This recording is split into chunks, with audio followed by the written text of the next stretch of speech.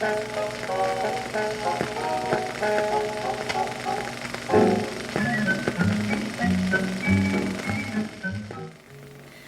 I'm Diane with another timely tip.